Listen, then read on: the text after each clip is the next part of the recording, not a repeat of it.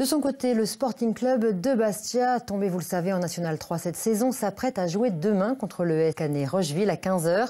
Mais pour les salariés de l'ex-SASP liquidé au début de ce mois, l'actualité, c'est surtout l'arrivée des premières lettres de licenciement. Pierrick Nanine, Camille Lemeur. La pelouse de Fouriagne, fin prête. Privé d'Armand Cesari depuis le 16 avril dernier et le match face à Lyon, le Sporting foulera de nouveau son terrain mythique dimanche 8 octobre face à la Casinque en Coupe de France.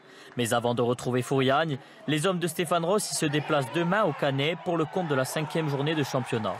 C'est le premier déplacement de la saison pour les Tourquignes, après le nul concédé face au Pontet Corté il y a 15 jours.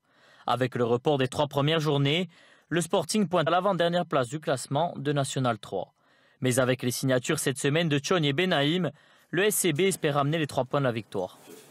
On a travaillé cette semaine aussi sur l'efficacité offensive, sur les cheminements offensifs, sur l'animation offensive, qui pourrait nous permettre d'aller au Canet et d'être dans une configuration différente par rapport à ce qu'on a vu contre le Pontet, mais avec une animation offensive qui pourrait nous permettre de débloquer la situation et de gagner ce match-là. Parce que l'ambition, c'est de se déplacer et de gagner.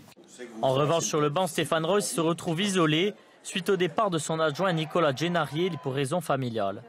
Lancé en début de semaine, la campagne d'abonnement, elle, bat son plein. Le cap des 1000 abonnés vient d'être franchi.